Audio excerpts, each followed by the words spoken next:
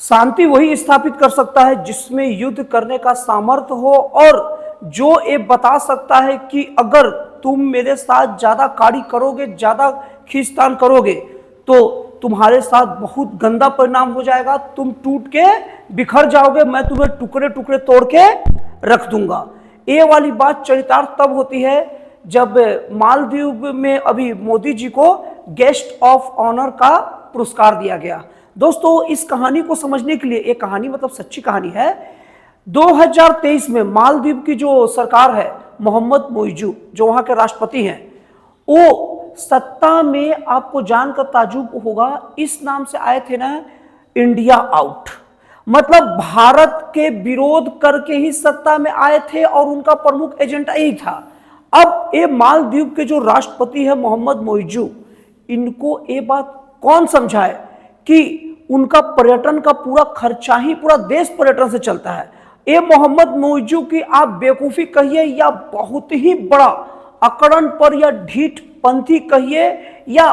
दुनिया में किसी से मतलब पूरा अलग कट के रहने वाला बात समझिए या जिस डाल पर बैठे हैं उसी को काटने वाला एक बेवकूफ समझिए,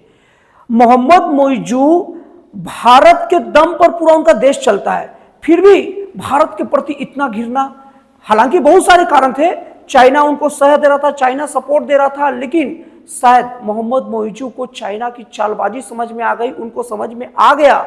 कि श्रीलंका में किस तरीके से चाइना अपना फंड देता है और बाद में वो फंड वापस नहीं होने पर चाइना देश पर कब्जा करता है। पाकिस्तान का ग्वादर बंदरगाह में किस तरीके से चाइना में फंडिंग करके ग्वादर बंदरगाह बनाया और उसे पता था कि वो चलेगा नहीं, इनकम नहीं होगा, फिर बोलेगा कि मेरा पैसा फंस गया है, अब मेरे को किराया पर दे दीजिए, मैं उसूलूंगा तो निकालूंगा और उसमें 50 साल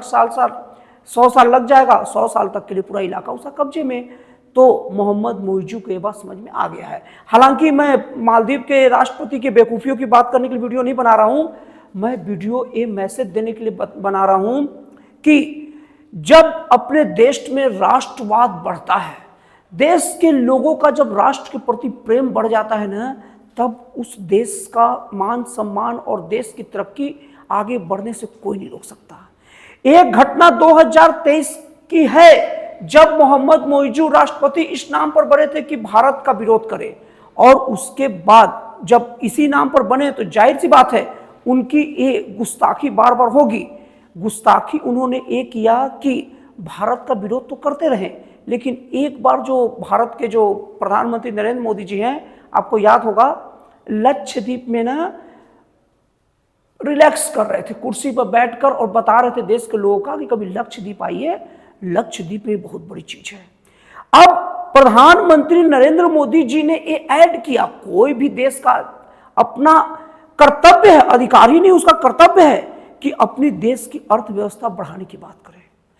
अब इसमें मालदीव शांति भी बरतता ना तो भी उसका उतना घाटा नहीं लगता, लेकिन मालदीव का उद्दंडता देखिए, दुस्साहस देखिए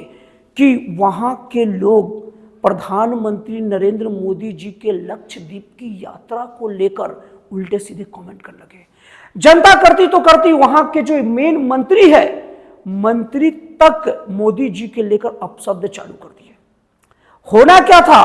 भारत के लोगों ने, भारत के राष्ट्रवादी लोगों ने, भारत का राष्ट्रवाद भी ना दुनिया में बहुत ज्यादा प्रसिद्ध है, जर्मनी का राष्ट्रवाद है तो फिर भारत का भी राष्ट्रवाद है। इतनी बड़ी संख्या में मालदीव से लोगों ने अपनी ट्रिप को कैंसिल कराना शुरू किया और बायकॉट मालदीव की बात की ना कि मालदीव तुरंत घुटनों पर आ गया, क्योंकि मालदीव चलता ही पर्यटन से है और वहां का आधी से ज्यादा पर्यटन तो खुद भारत से आते हैं। मालदीव की आर्थिक स्थिति चरमरा गई, गिड़गिड़ा गया, लेकिन मोदी ने कहा और देश के लोगों ने कहा बस थोड़ा सा और चेक कर लो, थोड़ा सा तुम्हें और बिलबिलाने देते तब तुम अपनी औकात पर आओगे। और हुआ है, मालदीव को समझ में आ गया कि चाइना कुछ करेगा नहीं, चाइना तो लुटेरा है और भारत से काम चलता है। अब मालदीव इतना घुटने पर आ चुका है, वो मोहम्मद मोइजू इतना ज्यादा झुक चुका है कि अब जो भारत इंडिया आउट का नारा देकर राष्ट्रपति बना था, वो अब मोदी जी को मालदीव का सबसे बड़ा सम्मान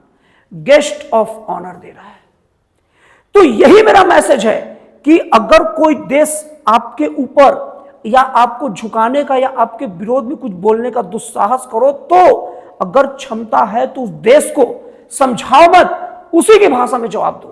तो वो देश आपसे प्यार से बात करेगा, क्योंकि पता चल जाएगा ये युद्ध की ताकत रखता है, मेरी हालत खराब कर देगा। क्योंकि अगर भारत अगर मालदीव की ओर युद्ध की बात छोड़ दे, ज्यादा गौर से देख भी लेना, तो मालदीव में हलचल मच जाएगा। और दोस्तों, ये केवल देशों के लिए सही नहीं है, ये निजी लाइफ में भी सही है। अगर कोई हमें परेशान करे या कोई हमारे पीछे पड़ा रहे, हमारी शिकायत करे, निंदा करे, एक बार अगर उसको उसकी भाषा में एक दो बार बोल देंगे ना, वो भी दुबक जाता है। तो दोस्तों, आपका एनालिसिस कैसा लगा, आपको जानकारी कैसा लगा, प्लीज कमेंट करके बताइएगा। तो फिर मिलते हैं अगले वीडियो में एक नए, एक जन कल्याणकारी और एक राष्ट्रवाद से प्रेरित नए विचारों के साथ।